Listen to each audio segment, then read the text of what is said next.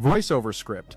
Hundreds of moving boxes, stamped with the official letters HRH, have just been photographed arriving at a modest 5-bedroom farmhouse situated on a floodplain deep in the Norfolk countryside, and the staggering problem at the center of this image is that the man those boxes belong to lost that title, that royal designation, 4 months ago. Andrew, known until recently as Prince Andrew, has been caught on camera yet again, and this time the footage tells a story that the palace cannot spin into something palatable, cannot manage through their usual channels of control, and quite frankly cannot make disappear no matter how hard they try. Picture it for a moment, a solitary figure walking with his head bowed across empty, desolate fields with nothing but his dogs beside him, heading toward what may very well become the last home he ever knows. What you are about to hear is the extraordinary account of how a prince fell from the grandeur of a 30-room mansion, complete with a swimming pool, and sprawling across roughly 98 acres of protected royal land, to find himself confined to a farmhouse literally ringed by bog and heavy security fencing. How he became the first senior member of the British royal family to face arrest in nearly 400 years, and why a former prime minister has now begun pushing investigators to search the royal residences themselves in search of evidence. The story begins with a lease agreement, one that had defined the shape of Andrew's life for more than 2 decades.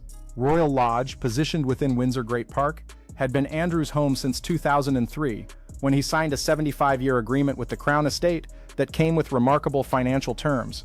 The deal was extraordinarily generous by any measure. In exchange for spending £7.5 million on comprehensive refurbishments and handing over a £1 million premium up front, Andrew would be allowed to skip any future rent obligations entirely. £260,000 per year was the notional rent established for the property. And throughout all those years, he never paid a single penny of it. The property itself was genuinely staggering in its scale and scope. 30 rooms spread across roughly 98 acres of manicured estate, complete with a pristine swimming pool, 6 lodge cottages scattered throughout the grounds, a separate gardener's cottage, and perhaps most poignantly, a historic life-size Wendy house that had once belonged to his mother, Queen Elizabeth II, given to her as a childhood gift more than a century before. All of that, every privilege, every room, every acre of that protected land, came crashing down on October the 30th, 2025, when King Charles made the decisive move to strip Andrew of every single title and honor he held. This was not merely the Duke of York, which Andrew had voluntarily surrendered just days earlier in a gesture that fooled almost no one. This was comprehensive. Every title erased: Prince, Earl of Inverness, Baron Killaloe, Knight Grand Cross of the Royal Victorian Order. All of it, gone. Buckingham Palace released a statement describing the decision as a set of necessary censures, and simultaneously served formal notice that Andrew must hand back his lease on Royal Lodge immediately. Over 100 years had passed since anything remotely comparable had occurred. The last case in living memory traced back to 1917, when Prince Charles Edward lost the Dukedom of Albany for the extraordinary offense of fighting on Germany's side during the First World War. But the reason behind all of this, the catalyst that set everything in motion, traces directly back to Jeffrey Epstein, the convicted sex offender who died in a Manhattan jail cell in 2019 in circumstances that remain controversial to this day. Andrew's connections to Epstein had generated controversy for years, whispered about in certain circles, debated in private, but everything changed dramatically when the United States Department of Justice released more than 3 million pages of documents in January 2026. Buried deep within those files, obscured among the vast paper trail, were emails that proved something extraordinary: that Andrew, while serving as Britain's trade envoy in 2010, had forwarded confidential government reports directly to Epstein with apparent ease and without apparent hesitation. One batch of trade visit reports, these covering Singapore, Vietnam, Hong Kong, and Shenzhen, landed in Epstein's inbox just 5 minutes after Andrew received them from his special assistant, Ahmed Patel. 5 minutes. That is not a careful, considered decision made after deliberation and thought.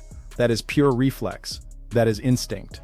And as if that were not damning enough, on Christmas Eve of the same year, Andrew went further still, sharing a confidential briefing that detailed investment opportunities in Afghanistan's Helmand province, information that included specific details about mineral deposits, including gold, uranium, and oil, along with technical analysis of the potential for low-cost extraction.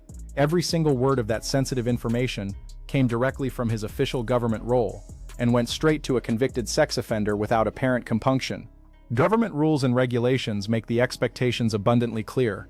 Trade envoys are bound by a duty of confidentiality, And critically, that duty continues even after they leave the role entirely and return to civilian life. February 2, 2026 brought the next devastating blow to a situation already in freefall. Andrew vacated Royal Lodge, reportedly leaving in the dead of night when fewer eyes would be watching, and relocated instead to Wood Farm on the Sandringham estate, a 5-bedroom house where his late father, Prince Philip, had spent much of his retirement years in relative quiet. And that relocation proved to be merely the calm before a far more intense storm. On February 19th, on his 66th birthday, Thames Valley Police arrived at Wood Farm and arrested Andrew on suspicion of misconduct in public office, an offense carrying a maximum sentence of life imprisonment. 11 hours he spent inside Aylsham Police Station in Norfolk, detained while officers conducted their preliminary interviews and gathered initial statements, before he was ultimately released under investigation, a legal status that meant he was neither charged nor cleared, neither freed nor formally accused, trapped in a liminal space. While Andrew was detained, police teams simultaneously searched Royal Lodge in Berkshire and additional properties in Norfolk at the same time, casting a wide net in search of evidence. The historical weight of the moment cannot be overstated. Nearly 400 years had passed since a senior member of the British royal family faced arrest for any reason whatsoever. The photograph taken as Andrew was driven away from the police station, slumped low in the back seat of a car, ran on front pages across newspapers around the entire world, a visual representation of a fall from grace. King Charles responded with a personal statement, one he signed himself, expressing his deepest concern about the situation and insisting firmly that the law must take its course without interruption or interference.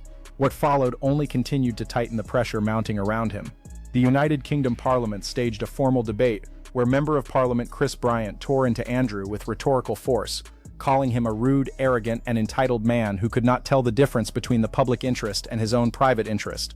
A motion demanding the release of confidential papers tied to Andrew's appointment as trade envoy passed with government backing, a clear signal that even within Parliament there was no appetite for protecting him.